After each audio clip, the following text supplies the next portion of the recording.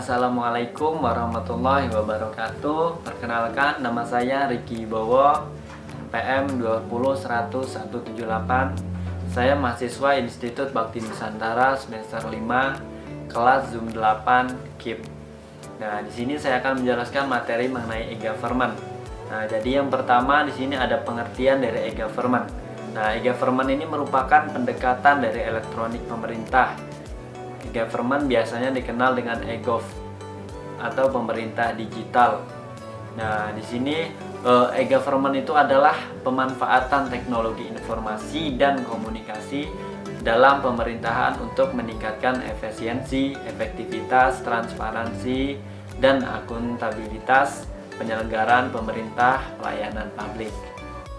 Oke, kemudian di sini ada model-model dari e-government.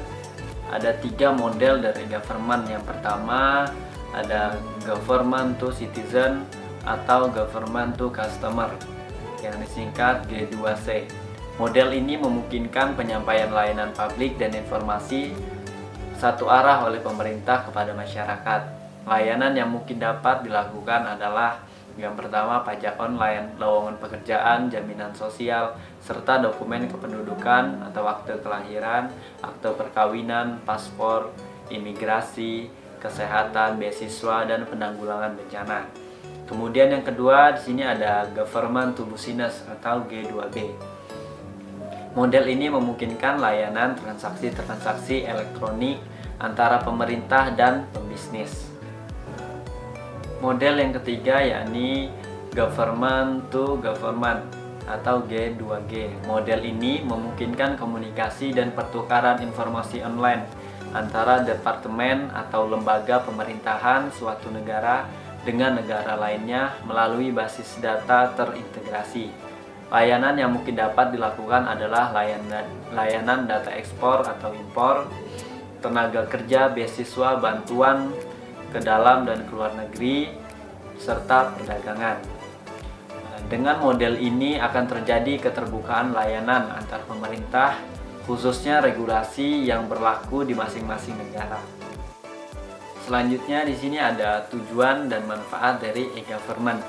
Nah, jadi yang pertama yakni layanan masyarakat. Nah, maksudnya pemberian layanan yang lebih baik kepada masyarakat. Informasi dari pemerintah dapat disediakan 24 jam atau sehari, 7 hari dalam seminggu tanpa harus menunggu dibukanya kantor pemerintah.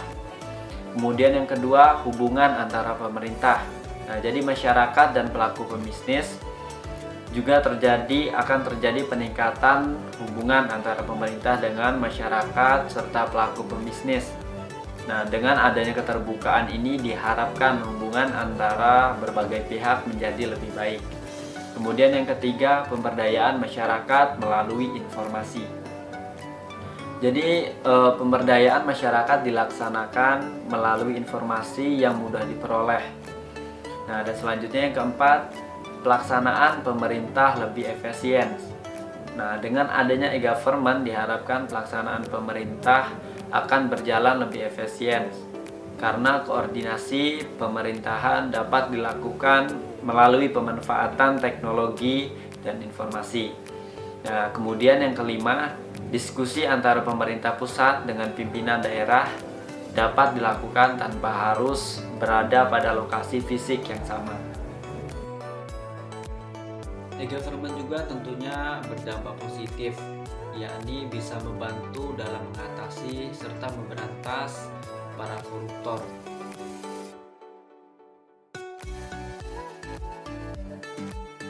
Assalamualaikum warahmatullahi wabarakatuh. Perkenalkan, nama saya Verly Kintono, NPM 2010117 dari kelas Zoom 8 KIP. Nah, pada kesempatan kali ini saya akan menjelaskan materi tentang ruang lingkup e-government.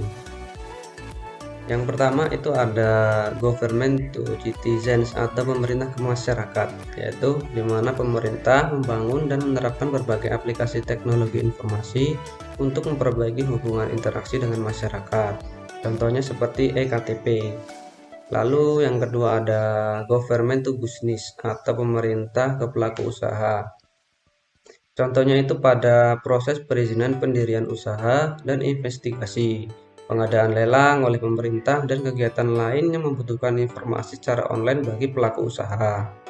Lalu ada government to government atau pemerintah ke pemerintah, yaitu memperlancar kerjasama antar negara dengan dimudahkannya komunikasi, seperti kepentingan diplomasi atau berbagai informasi yang dianggap penting oleh negara yang satu dan yang lainnya.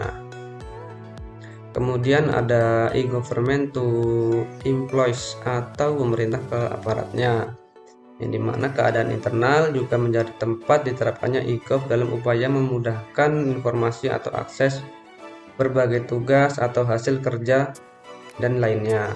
Contohnya bisa diumpamakan seperti sistem KRS online yang diberlakukan di universitas, yang dimana rektorat menjadi pemerintah dan dosen serta mahasiswa atau mahasiswi menjadi aparat yang berada dalam suatu organisasi. Kemudian ada strategi e-government, yaitu yang pertama mengembangkan sistem pelayanan yang andal, terpercaya, serta terjangkau masyarakat luas, yang dimana hal tersebut merupakan salah satu yang dicapai dengan pemerataan jaringan, komunikasi yang baik wilayah maupun kualitasnya, serta pembentukan portal informasi pemerintah. Lalu ada menata sistem dan proses kerja pemerintah dan pemerintah otonom secara holistik, yaitu maksudnya persiapan SDM dalam pemerintah agar beradaptasi dengan sistem yang sudah memanfaatkan teknologi informasi dan komunikasi. Lalu ada memanfaatkan teknologi informasi dan komunikasi secara optimal, yaitu selain daripada penyajian informasi yang lengkap, keamanan transaksi layanan publik juga menjadi hal utama dalam pemanfaatan teknologi informasi. Ada memanfaatkan teknologi informasi dan komunikasi secara optimal, yaitu selain daripada penyajian informasi yang lengkap, keamanan transaksi layanan publik juga menjadi hal utama dalam pemanfaatan teknologi informasi dan komunikasi. Kemudian ada meningkatkan peran serta dunia usaha dan mengembangkan industri telekomunikasi dan teknologi informasi.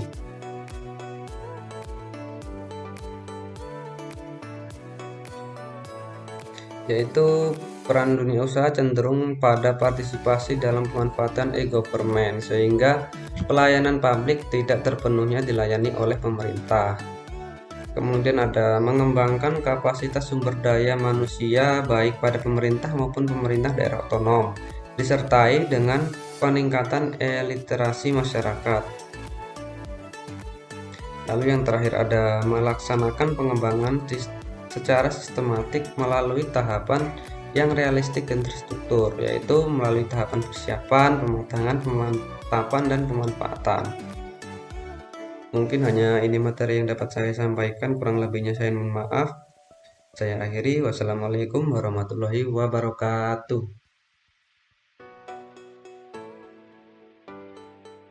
Assalamualaikum warahmatullahi wabarakatuh. Perkenalkan, nama saya Bagas Fabian, NPM 2010171.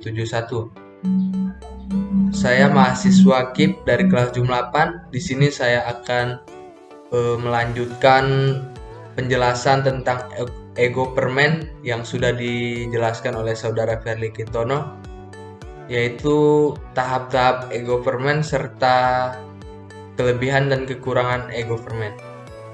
Tahap-tahap e-government yang pertama di sini ada tingkat persiapan yang meliputi pembuatan situs informasi di setiap lembaga, penyiapan sumber daya manusia, penyiapan sarana akses yang mudah, misalnya menyediakan sarana multipurpose, community center, WhereNet, dan lain-lain. Sosialisasi situs informasi baik untuk internal maupun untuk publik. Yang kedua, tingkat pematangan. Di sini meliputi pembuatan situs informasi publik interaktif, pembuatan antarmuka keterhubungan antar lembaga lain. Yang ketiga, tingkat pemantapan, yang dimana meliputi pembuatan situs transaksi, pelayanan publik, pembuatan interoperabilitas aplikasi maupun data dengan lembaga lain. Yang keempat, tingkat pemanfaatan yang meliputi pembuatan aplikasi untuk pelayanan yang bersifat G2G yaitu Government to Government, G2B yaitu Government to Business, dan yang ketiga G2C yaitu Government to Citizen. Selanjutnya di sini ada kelebihan dan kekurangan e-government. Yang kelebihannya peningkatan hubungan antara pemerintah, pelaku bisnis, dan masyarakat umum. Adanya keterbukaan atau transparansi, maka diharapkan hubungan antara berbagai pihak menjadi lebih baik lagi. Pelaksanaan pemerintahan yang lebih efisien, sebagai contohnya yaitu koordinasi pemerintahan dapat dilakukan melalui email atau bahkan video konferensi. Kekurangannya, semakin bebasnya masyarakat mengakses situs pemerintah akan membuka peluang terjadinya cybercrime yang dapat merusak sistem TIK pada e-government. Misalnya itu kasus pembobolan situs KPU ketika kita lagi menyelenggarakan pemilu yang dilakukan oleh seorang hacker. Kelemahan utama e-government itu kurangnya kesetaraan dalam akses publik untuk keandalan. Internet informasi di web dan agenda tersembunyi